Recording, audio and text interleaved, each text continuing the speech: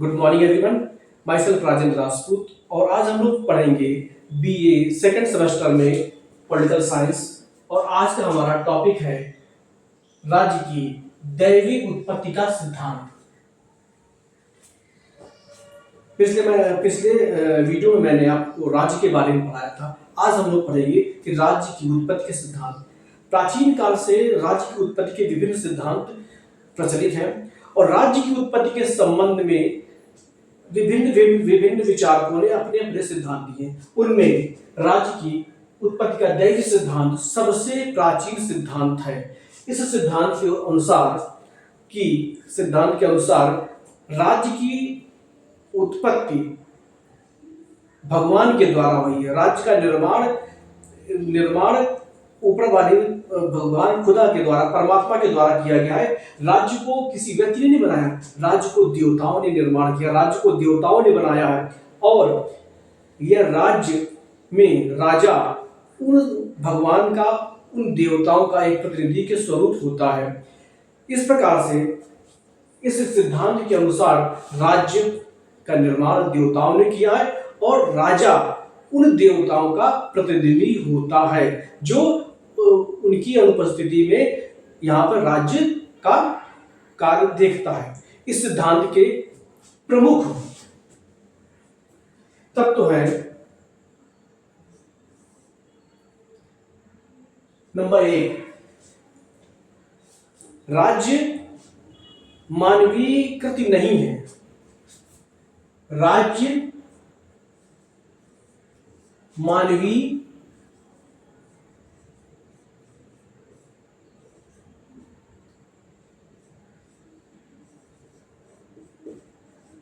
कृति नहीं है, अर्थात राज्य को किसी व्यक्ति ने नहीं बनाया है, राज्य को भगवान ने बनाया। राज्य एक ईश्वरीय सृष्टि है जिसको भगवान ने बनाया है। नंबर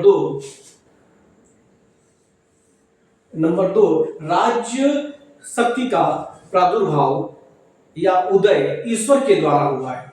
यहां पे कह सकते हैं राज्य शक्ति का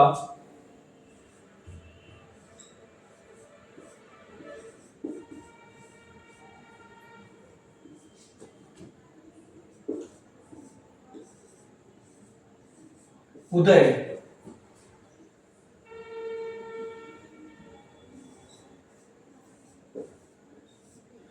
ईश्वर के द्वारा हुआ है।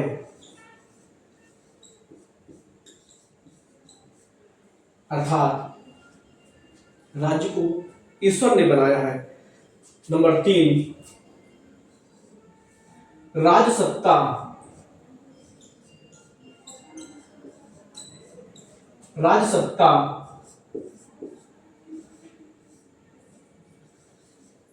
पैतृक होती है।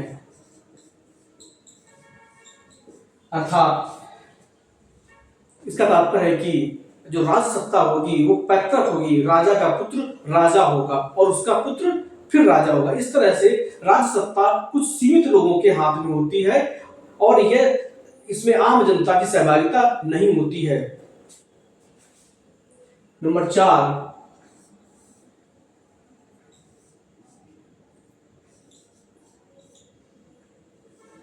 राजा की निंदा नहीं की जा सकती है।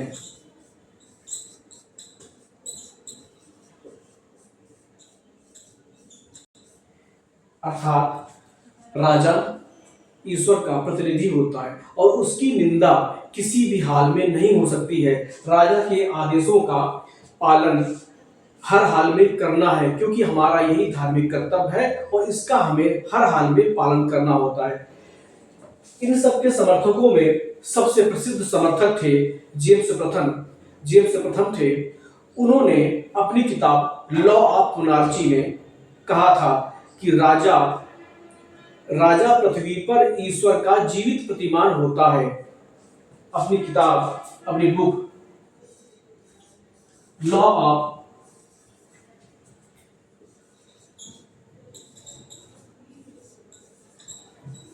मोनार्ची में कहा था कि राजा